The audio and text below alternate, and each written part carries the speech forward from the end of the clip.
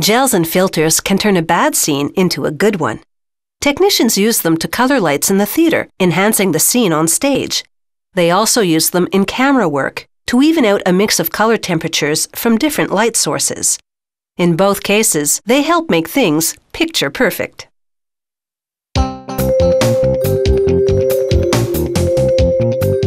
These lighting gels can make any scene take on a different hue. They're called gels because they used to be made of gelatin film, but today they make them out of transparent polyester. They mix a batch of solvent, some dye, and some flame retardant chemicals. This produces a colored lacquer.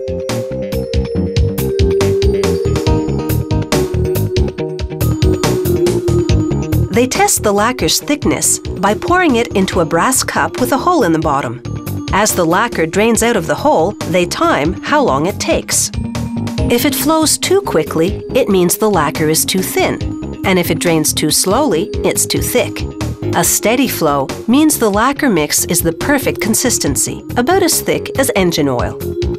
A sample of every batch undergoes this test because the lacquer's consistency is critical. If they don't get it right, it won't bond to the clear polyester. With the lacquer prepared, they load the polyester film into the coating machine.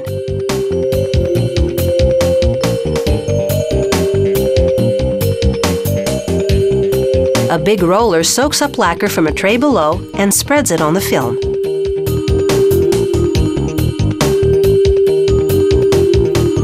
A thin bar on the roller evens the spread and scrapes off the excess. The lacquer dries in seconds. Every production run of the same color has to precisely match the last, so they regularly test the color of the lacquers on swatches of clear polyester. If gel colors are even slightly mismatched, using them together will make for a patchy-looking job.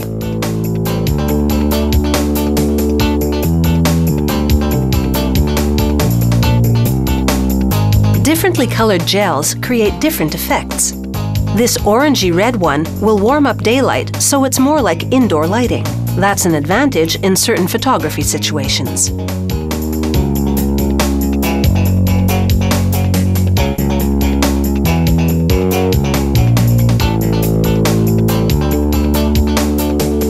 Now in a test, they hold a gel swatch over a flame. The gel doesn't catch fire, proving that batch is ready for the hot lights of the stage and screen.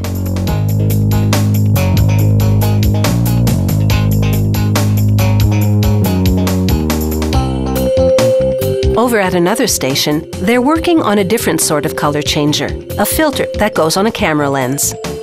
They dip a sheet of special optical plastic in hot water and dye. The hot water opens the pores of the plastic, and this allows the dye to penetrate. When it cools, the color is trapped inside the plastic.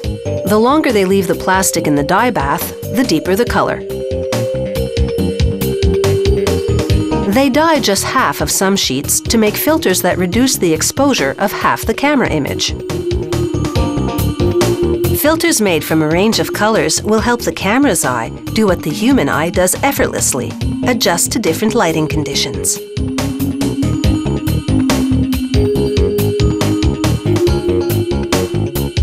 They sheath the colored sheet in thin plastic. This prevents scratching as they cut it to size.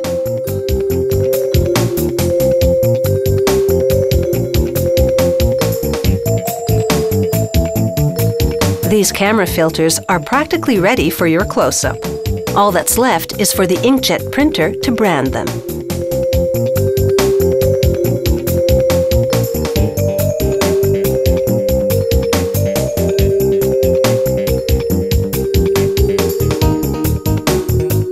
A similar type of printer gives the lighting gels the trademark stamp.